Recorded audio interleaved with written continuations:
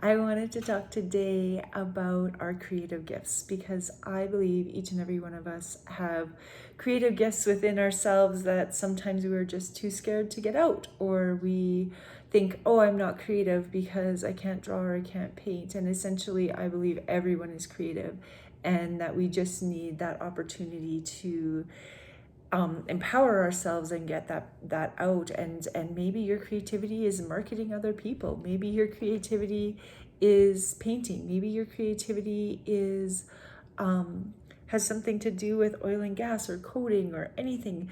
We just have so much power in our ability to be creative, and yet so few of us are actually doing it. And I think sometimes schooling can affect our ability, our self-confidence in our creativity, because so often what we learn in school is so focused on the academics and not on the creative aspects of who we are. And I really think that's something that needs to be changed in education, that we no longer need rote memorization of useless facts. What we essentially need is creative creators, not people who are passive consumers of information that's already been created by other people. We need people who are essentially creative and willing to think outside the box and to just just explore who they truly are. And I think when we give children the opportunity to be creative, it empowers them, it gives them self-confidence, and it can be creative in so many different ways. Like in my classroom right now, we are doing this burglar alarm project, and essentially it's a science experiment where the kids have to design a burglar alarm, and it's about electricity. And when they open the box or whatever they have designed, the alarm goes off, essentially. So it's like but I don't tell my kids they all have to build a burglar alarm. Some of them are building like Batman's lair, and some of them are building a fridge with an alarm on it, and some of them are building this like jail for our rubber chicken war that we're having with my partner teacher. And it's just like when you open up that opportunity to be creative, they're all essentially getting the same science concepts. And I've actually tied math into this project as well, where they have to measure the area and perimeter of each of the rooms that they designed inside their box. But I essentially told them, like, this is a prototype of something that just has to have an alarm on it and use electricity, and the alarm has to go off when you do a certain thing. We call it the burglar alarm project, but it doesn't have to be a burglar alarm. It can be a fridge alarm, it can be a Batman alarm, it can be whatever it is that you want it to be. But I've opened up that door to be creative with them, and when you open up that door, you will be amazed at what your kids will come up with, or what the kids in your class will come up with, or even just what your employees will come up with, and you give them that opportunity to be creative.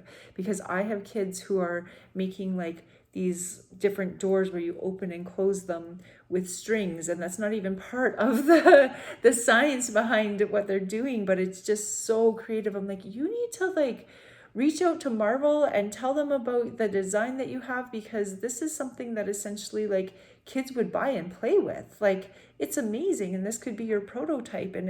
And it just like blows my mind that we're not harnessing this more in the classroom. And I think that's something that we really need to do, is to start seeing the interconnectedness of everything, and then how can we then empower kids to think beyond just the classroom walls, and to think about how could they bring their ideas to the larger world. And that's essentially one of the reasons why I started my writing contest as well, is because I want kids to be able to think about how they can make a better world. And maybe it's through their creativity. Maybe it's through sharing their creative gifts in their comics, because I know just the ability to make people laugh makes the world a better place. And so even just spreading joy through laughter can make the world a better place.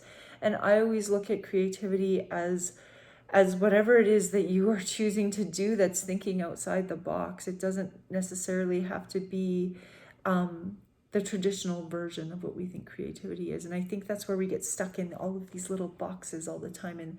And that's the one thing that I really struggle with being a teacher, is that so much of the curriculum is, here's this box, here's this box, here's this box, you teach math at this time, you teach science at this. And essentially I'm lucky that I'm an elementary school teacher, because I can kind of morph the curriculum into this inquiry where I can tie everything in, but not all teachers in all grade levels are able to do that. And essentially in this science project on the burglar alarm, I've tied in math, I've tied in art, I've tied in creative writing, and I've tied in their ability to use technology and present, because we're using Flipgrid to present our presentations at the end and what we built, and then we can share it with the rest of our class, or with other classes, or even essentially I shared the ones from the previous year to give the kids ideas, and then my kids from last year actually inspired the kids from this year, and the kids from this year are like going above and beyond what the kids from last year did, just because they were able to see the creativity from the class before. And I always tell my kids that you're not copying someone else if you like their idea. You just say, hey, I really like your idea, can I use it, and can I improve on it? And we value that collaboration in our classroom. And I think that's something that's also missing in this competitive world, is essentially so much of what we have is built on the ideas of other people.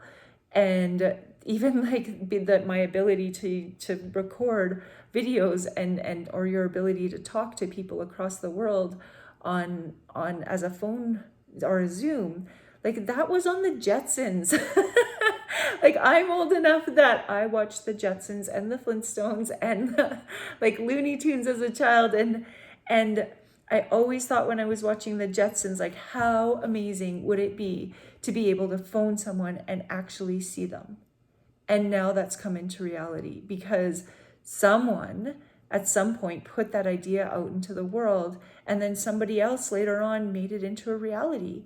And that is mind-blowing that we can actually do this. And so I think just like building on the ideas of others, and I know there's rules with patents and all those sort of things, but essentially like patents even are, so much of them are built on other people's patents where they've just changed the idea enough to make it their own.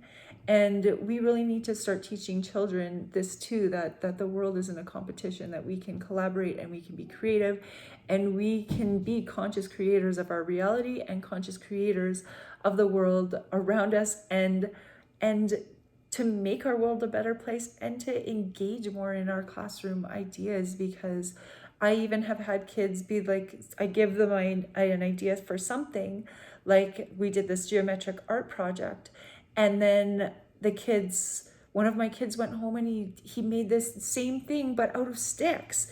And now I took his idea and I said, can we use this idea in class? Like, would you like to do this? And like, let me see how I can tie it into the curriculum, so we can have this art project that ties into this social and science and language arts. And then we can do the art project, because essentially so much of what I do in my classroom is, I want to do this art project. How can I tie it into the curriculum, and how can I make it meaningful for kids? And when we can look at things through the perspective of creativity, we can make them so much more engaging and so much more empowering for everyone around us. And then we spark that creative gift in other people, and then it just spirals into a snowball. And I think that is something that we really need to focus more on. I hope you have a wonderful day.